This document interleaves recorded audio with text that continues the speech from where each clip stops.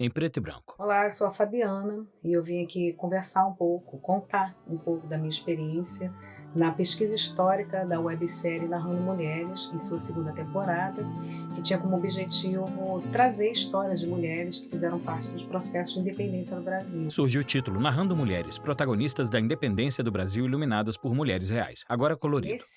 Nessa temporada a gente falou, né, e eu fiz as pesquisas da Maria Filipa, Bárbara de Alencar e Índia Dionísia. Fabiana Melo e Souza, pesquisa histórica. Eu me vi nessa tarefa muito prazerosa e muito nessa oportunidade de conhecer um pouco mais a história dessas mulheres. Algumas eu já tinha ouvido falar, outras não, principalmente no caso da Índia Dionísia. Mas para realizar essa pesquisa, eu acho que o que me norteou principalmente foi a pergunta: quais são as contribuições das histórias dessas mulheres para o Brasil de hoje, para o mundo de hoje? Márcia acende velas já usadas, de diferentes tamanhos em um altar. Ela segura a caixa de fósforo com desenho de embarcação à vela.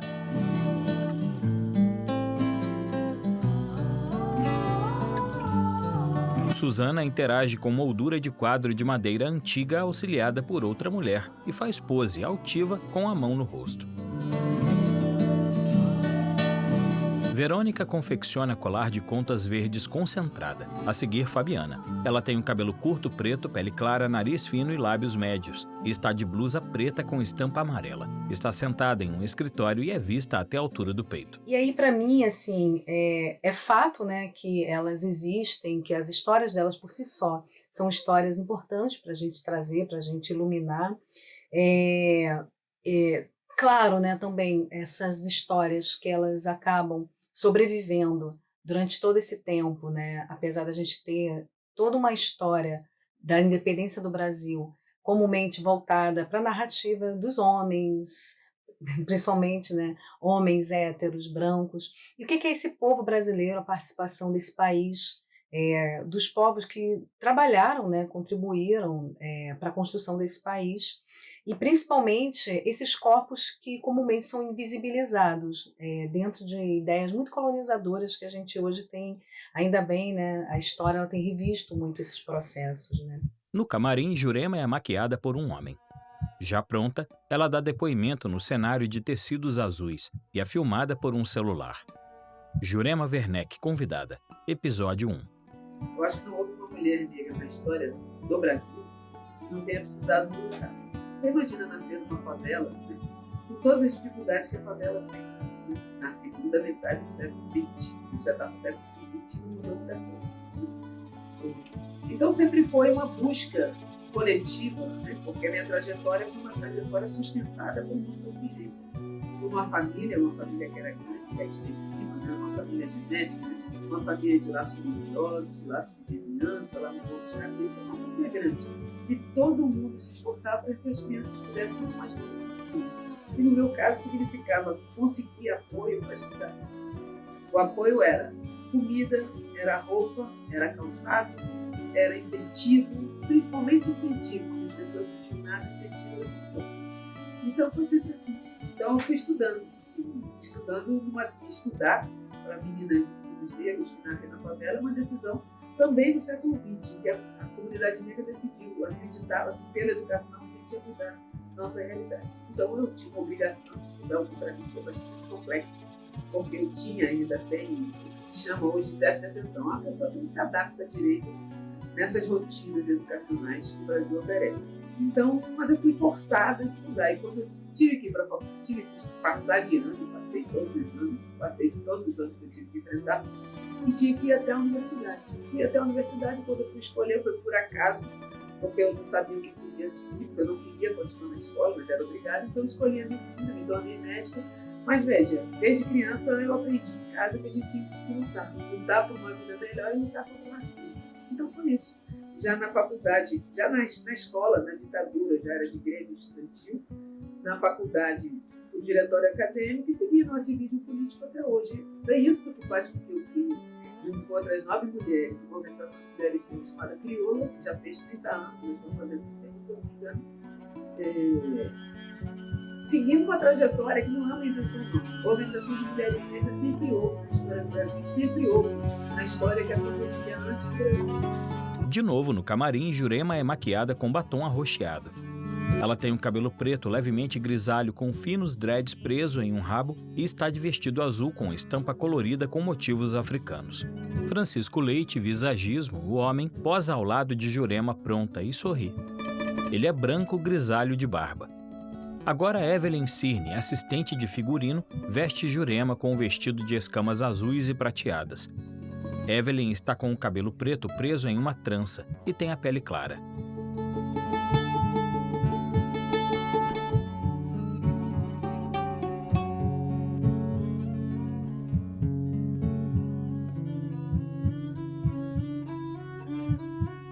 No estúdio, Jurema posa para foto. Foto de Jurema dentro da moldura como Maria Filipa, séria e altiva, com o vestido azul de escamas, o brinco redondo, o colar de conchas e o bracelete de búzios.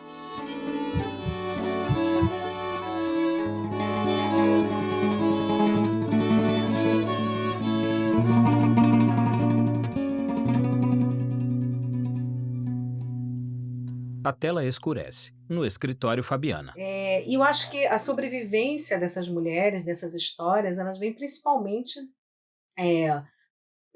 na união de esforços de pesquisas acadêmicas, mas também na reivindicação que é muito atual dos movimentos sociais. Atual que a gente fala não é de agora, mas que de uns tempos para cá a gente vê essas histórias sendo contadas, principalmente porque os movimentos sociais de vários, movimento negro, movimento de mulheres, movimentos de favela, vem falando há muito tempo de movimentos de povos originários, vem falando já há um tempo, né, da importância da gente trazer, né, à tona essas histórias que elas são tão importantes, dessas outras narrativas. Como diz o samba, né, é a história que a história não conta. Victoria Grabois, convidada a episódio 2. Uma coisa assim já meio recorrente, hoje em dia, parece um lugar comum, né? A educação é a base de tudo, é verdade. Então essa é a minha experiência que eu trabalho.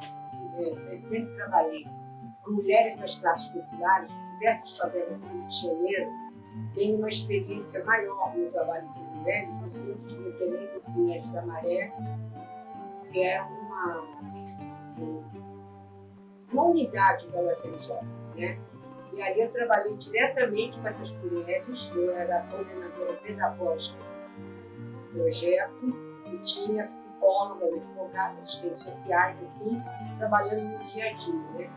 Então aquelas mulheres que tinham acesso à educação formal, né?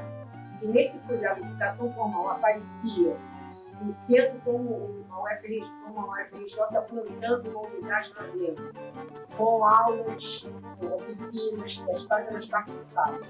É uma palavra que eu gosto, mas tem que se usar. Ela se empoderava. Então é um crescimento, e isso vai refletir na família. Vai refletir se elas ainda são mulheres jovens nas mães, elas mesmas as mães, vai refletir na educação das filhas, né? É um grande avanço. Também a educação através da arte, importantíssima, né? A cultura, que foi, durante esses 4 anos, deixada de lado a cultura do Brasil, a importância, sabe, de um projeto de arte. Mulheres ali que a gente, na Maré, a gente levava a mulher para ir no Centro Cultural do Brasil, tão pertinho, 15 minutos de ônibus, nunca tinha entrado no Centro Cultural, às vezes por falta de oportunidade, às vezes por ter vergonha. Como é que eu vou entrar lá? Eu não tenho roupa, sabe? Então, o crescimento da mulher, a importância, e também, sabe, em todo lugar você também, quando eu entrava como fórum feminista, eu vi isso, o fórum feminista, né, que a gente tinha as grandes mulheres, Ana Toscano, que foi a professora hoje no fixo, mas eu estudei na época na Universidade do Brasil, na UFRJ, Rosemarie Murado, Leandro Stuart, que eram as nossas históricas, agora nós vivemos as históricas. Então a gente fazia palestras, cursos, oficinas, entidades, tem nome. Eu sou fundadora de uma entidade chamada Liberdade Mulher, fundei uma revista da presença da mulher, entendeu? Você vê a importância a importância da educação, da arte e também da saúde. Então, o que pensa? Tem que ter saúde, você tem que ter educação formal e você tem que ter também educação muito importante. Victória posa para fotos. Os anéis e colares e o bordado de flor amarela usados na composição de Victória como Bárbara Alencar. Victória é branca, tem o cabelo branco, curto, rosto comprido, sobrancelha média e nariz médio. Está de blusa amarela e saia branca. Luciana Zulli, idealização, direção e roteiro, auxilia Victória em pose sentada segurando o livro aberto e o bordado. Nas fotos, Victória está com chale amarelo sobre os ombros.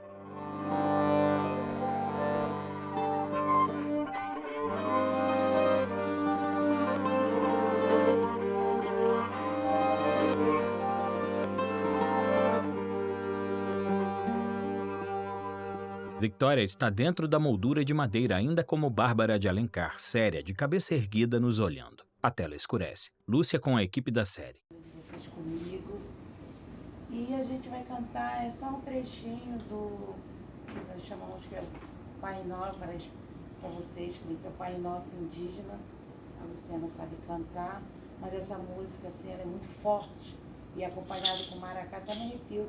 Ela traz uma força, porque todas as nossas danças, as nossas rezas, sempre vem acompanhado com o maracá. O maracá não é só um instrumento adereço dado por usar, ele sempre tem acompanhado de bênçãos, que vai cair sobre a gente. E como eu falei, em todas as nossas orações, nossos rezos, nas nossas espiritualidades, vem muito forte o maracá. Tá bom? Só acreditar, gente. Vamos lá. Lúcia toca o maracá e dança descalça. Luciana tira as sandálias. Toda a equipe canta e dança com Lúcia, dando um passo para frente e para trás em uma roda. O resto da equipe está calçada.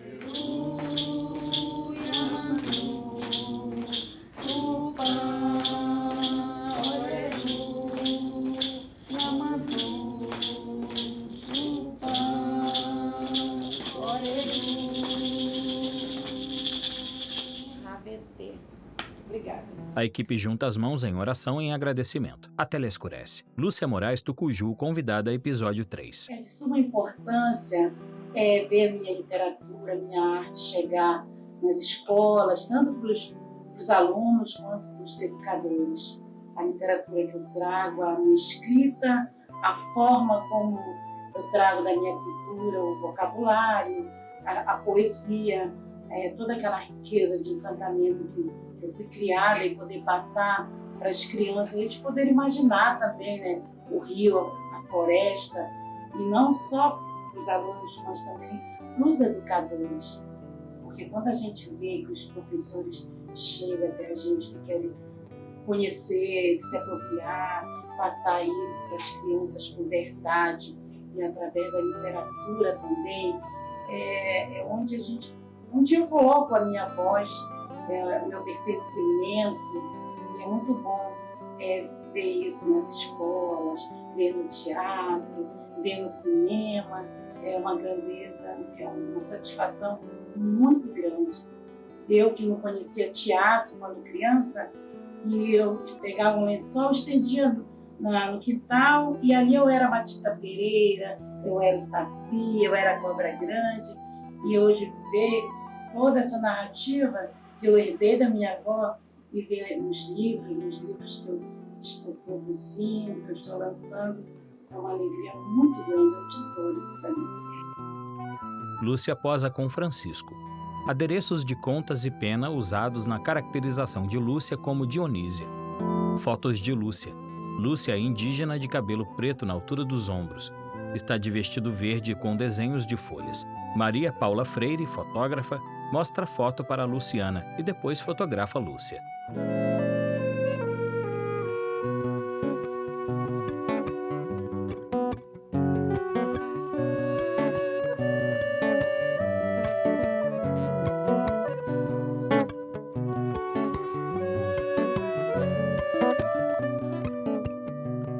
Lúcia é caracterizada como Dionísia com o maiô verde e a saia de folhas e adereço de contas verdes, brancas e em tons terrosos, que caem pelo braço e colo dela como mangas e top. No rosto ela está com pintura com 2 listras finas nas cores verde e preto. Lúcia é fotografada e Luciana ajeita o adereço de contas nos ombros dela.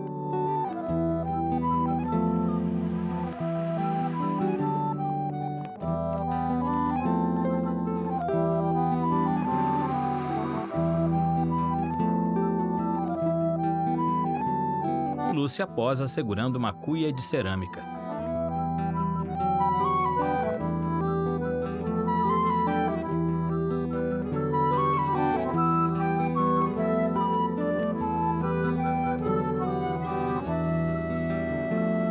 Foto de Lúcia como Dionísia na moldura de madeira antiga. Ela está com a mão espalmada e o rosto sério.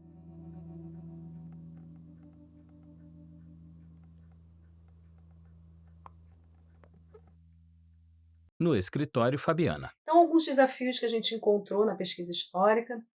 O primeiro deles é que essas 3 personagens, a Maria Filipa, a Bárbara de Alencar e a Índia Dionísia, por conta disso tudo que a gente já falou, dessa invisibilidade, desse olhar colonial, que é muito machista, que é muito falocêntrico, a gente não tem uma representação dessas mulheres, principalmente porque a gente está falando aí, né, de um período histórico, principalmente mulheres, principalmente uma representação de imagem dessas mulheres. A gente tem algumas tentativas, muito mais do ponto de vista artístico do que precisamente histórico.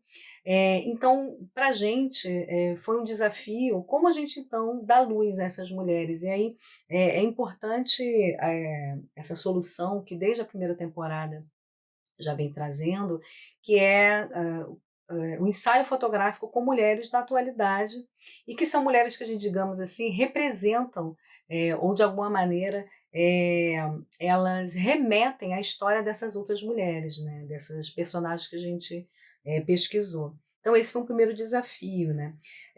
Para contornar isso, de muitas formas, a pesquisa histórica também, ela se preocupou em trazer alguns elementos. Então a gente pesquisou, eu fiquei com essa tarefa de pesquisar pinturas da época, documentos também escritos da época que descrevessem, né, principalmente relatos de viagem. Então, esses elementos eles fizeram parte dessa pesquisa, desse escopo, e contribuíram muito para a gente pensar, né, quem seriam elas, o que elas usariam, como elas seriam fisicamente, talvez, sempre dando espaço para a criação. Então, a indicação da pesquisa histórica, nesse caso, ela não pode abrir mão de deixar espaço para a criação, mas é claro, né, sem incorrer em erros históricos, ou principalmente sem deixar de dar a importância, de dar atenção àquilo que é próprio da pesquisa científica, né, que é olhar os fatos, observar esses fatos, trazer à tona eles, né, e pensar nesse diálogo, né? Ou seja, é uma arte, uma obra de arte. Então, dentro desse diálogo, a gente não pode abrir mão de coisas que têm a ver com essa precisão histórica, mas também e científica, mas também sem deixar de abrir mão, né? E deixando espaço para a criatividade, para a beleza acontecer. Então, também foi muito importante estudar o contexto dessas mulheres, buscar outras referências, né, como eu já falei. O processo foi esse. A gente teve uma primeira conversa com a diretora Luciana e também com a Natália, né, que é produtora. Elas tinham alguns nomes já ali pesquisados, e como é minha tarefa também de buscar alguns desses nomes e defender, né, ali. Por isso que a gente chegou nessas 3 personagens. Então a primeira delas, a Maria Filipe, uma mulher com uma luta incrível, com uma história incrível, e que precisa cada vez mais ser contada, uma baiana da ilha de Taparica, que tem toda uma luta dela reconhecida, e isso ajudou muito a pesquisa histórica, porque a Bahia, numa junção de forças aí, de pesquisas acadêmicas, com políticas públicas de valorização das histórias, dos marcos históricos da Bahia, os movimentos sociais, principalmente o movimento negro, já vem há muito tempo trazendo o nome da Maria Filipa como esse nome que ele precisaria fazer parte do panteão, né, da independência do Brasil, essas heroínas, esses heróis da independência do Brasil. Então, há muito tempo, é uma personagem já cultuada, exaltada na Bahia. Eu encontrei muitas produções audiovisuais, quadrinhos, livros, outras referências audiovisuais que falam muito da Maria Filipa, né? Então é muito gratificante, a partir desse trabalho, lançar mais esse holofote para Maria Filipa, que ela merece.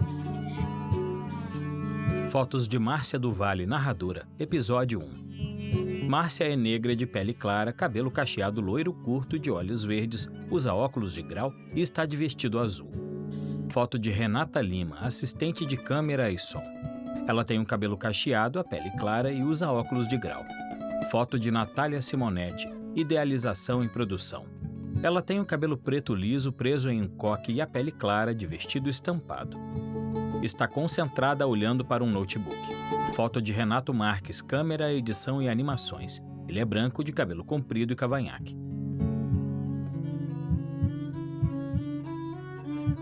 No escritório, Fabiana. Bom, aí eu vou agora para Bárbara de Alencar, essa matriarca sertaneja do sertão de Pernambuco, né, considerada a primeira presa política que se tem registro no país. Dentre outras coisas, o que me chama a atenção na Bárbara de Alencar, desde o início, hoje a gente fala muito da discussão do etarismo, e Bárbara de Alencar, ela é essa pessoa que vai para a luta a partir dos 60 anos de idade. A luta dela nos processos de independência também tem muito a ver com a participação dos filhos dela. Então, para seguir os filhos dela, ela está ali naquela luta, né?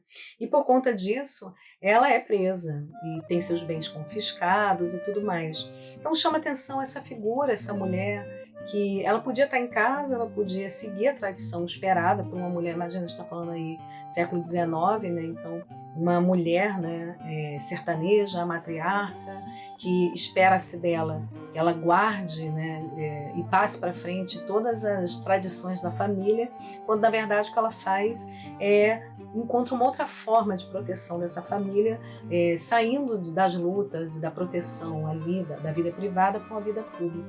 A Bárbara de Alencar, no contemporâneo, me lembra muito as lutas das mães de favela, as lutas das mães da Praça de Maio, né, lá da Argentina. Então, o movimento Mães de Manguinhos, os movimentos das Mães de Maio, de São Paulo também. Então, são movimentos que remetem a essa história dessa mulher, que ela vai lutar em nome de um país, a partir da luta dos seus filhos, e que sai desse lugar, né, esperado de uma mulher tradicional, digamos assim.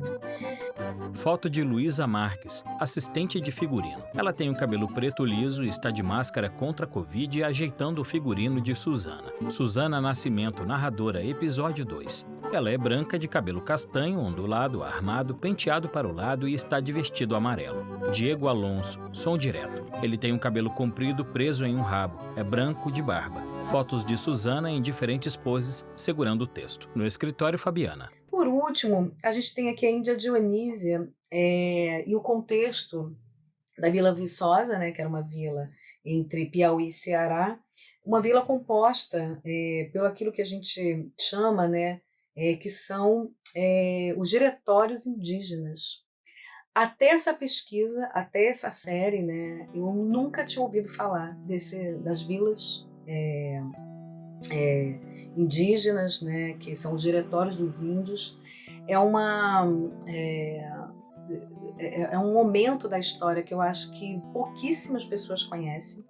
O que a gente tinha da Índia Dionísia, e aí também, né, por uma escolha da direção, não abrir mão da gente falar de uma personagem indígena, isso para a gente era muito importante.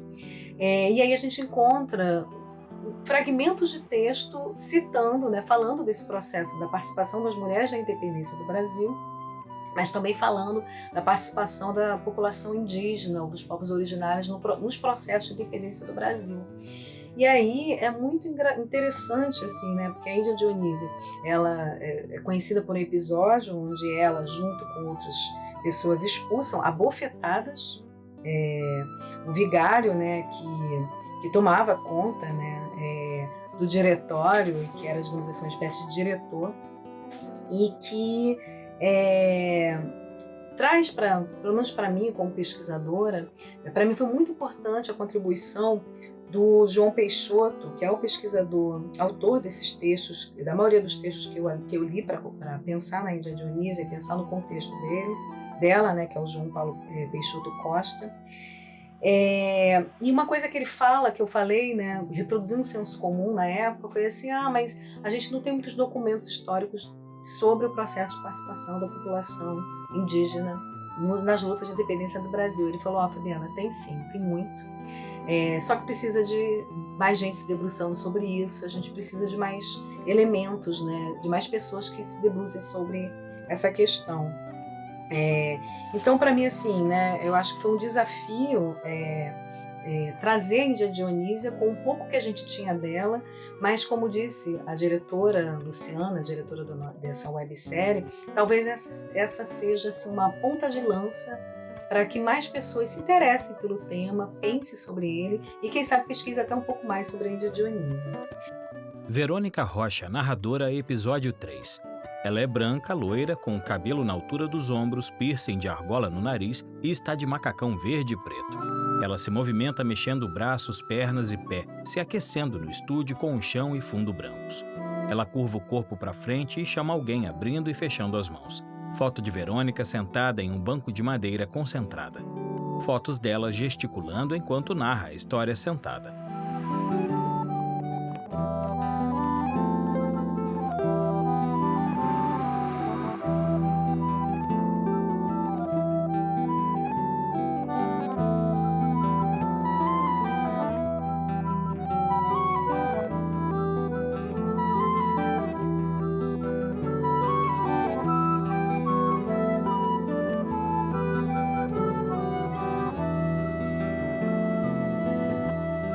Foto de Verônica sorridente.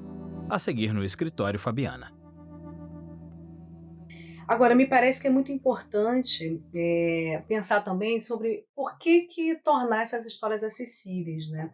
E eu sou professora, sou pesquisadora, trabalho com produção audiovisual já há muitos anos, e me parece que trazer essa perspectiva numa linguagem audiovisual, com o que a linguagem audiovisual tem para dar para a gente, que é muito importante, é a possibilidade da criação estética, da beleza, do diálogo, né?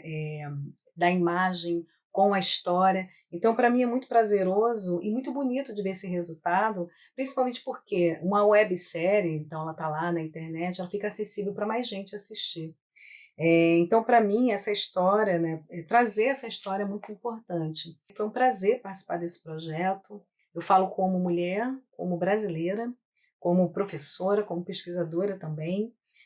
Pensar, né, na importância da história de outras mulheres que pavimentam, né, esse Brasil antes da gente estar aqui hoje.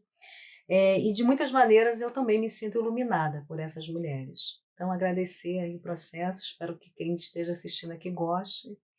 Até mais. Ela sorri e desliga a câmera. Créditos finais selecionados. Idealização, Luciana Zulli e Natália Simonetti. Roteiro, direção e apresentação, Luciana Zulli. Assistente de direção, Renato Marques. Pesquisa histórica, Fabiana Melo e Souza. Narradoras, Márcia do Vale, Suzana Nascimento, Verônica Rocha. Convidadas, Jurema Werneck, Victoria Grabois, Luciana Moraes Tucuju. Direção de arte, Bruno Perlato. Visagismo e adereços, Francisco Leite. Trilha sonora original, Rodrigo Ferreiro. Fotografia, Maria Paula Freire. Câmera, animação e finalização, Renato Marques. Edição, Renato Marques e Luciana Zulli. Imagens do Making Of, Maria Paula Freire, Natália Simonetti e Winston Sacramento. Produção, Luciana Zulli e Natália Simonetti. Realização, Magalona Produções e Estufa de Ideias. Realização, Magalona Produções Culturais e Estufa de Ideias. Patrocínio, Secretaria de Cultura e Economia Criativa, Governo do Estado, Rio de Janeiro.